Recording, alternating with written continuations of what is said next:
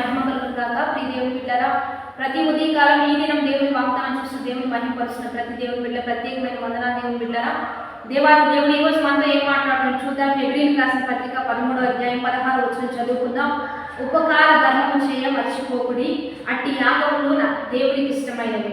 ఈరోజు దేవాది దేవుడు మనతో మాట్లాడుతున్నాడు. ఉపకార ధర్మం చేయటం మర్చిపోవద్దు, అట్టి యాగములు నాకు ఇష్టమైనవి, దేవునికి ఇష్టమైనవి అంటే దేవుని బిడ్డలారా, ఈ భూమి మీద దేవునికి ఇష్టలుగా బ్రతికే వారికి దేవుని కృప ఎప్పుడు తోడై ఉండి నడిపిస్తూ ఉంటుంది. మరి సర్వోన్నతమైన స్థలములలో దేవునికి మహిమ, ఆయనకి ఇష్టమైన మనుషులకు ఈ భూమి మీద ఎప్పుడు సమాధానమే ఉంటుంది.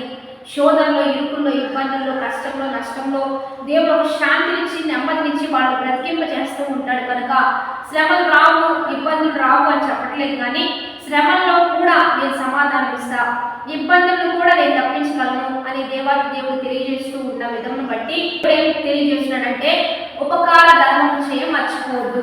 అంటే ఇందులో మీరు మేలు చేయగలిగి ఉండి కూడా అది చేయగలిగిన వారికి మీరు చేయకపోవడమే పాపం అని చెప్తూ ఉండగా, ఉపకార ధర్మం అంటే మంచి కార్యం, మంచి క్రియ.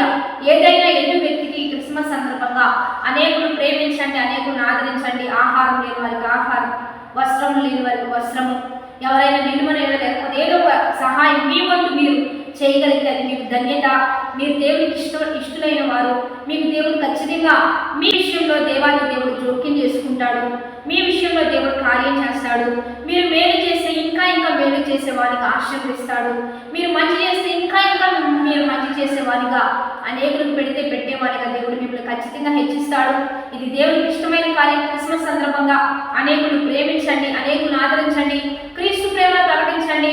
యేసుక్రీస్తు ప్రభు దేవాది దేవుడు మనకు ఒక గిఫ్ట్గా ఈ భూమి మీద ఇచ్చి ఉన్నాడు. కనుక మీరు కూడా అనేకులకు గిఫ్ట్గా మారుతూ ఉండండి, అనేకులకు ఇస్తూ ఉండండి, అనేకులు ప్రేమించి క్రీస్తు రాజ్యం కడదాం, దేవునికి ఇష్టలుగా బ్రతుకుదాం. కాబట్టి విశ్వాసం లేకుండా ఆయన ఇష్టలై ఉంటే అసాధ్యం. విశ్వాసం అనేది క్రియారూపంగా చూపిద్దాం, దైవికంగా నడుద్దాం, ఆత్మీయంగా బలం పొందుదాం, ప్రార్థన చేద్దాం. పరిశుద్ధ మహోన్నత గొప్ప దేవ, ఇచ్చిన బలమైన వాక్యం బట్టి నీకు మహిమ. ఎంతమంది వాగ్దానం చూస్తున్నారో ఈ వాగ్దానం అంతా బిడ్డలకు జ్ఞానంగా వారి జీవితంలో అలవర్చి నడుచుకునే విధంగా గొప్ప కార్యం కలిగించాయ్యా.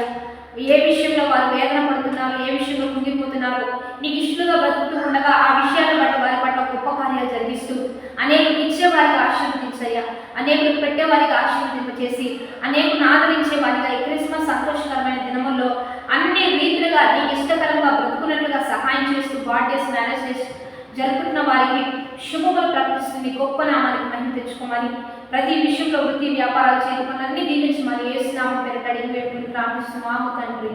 ఆమె మంచి లైక్, షేర్, కామెంట్ చేసి దైవికంగా సిద్ధపడండి.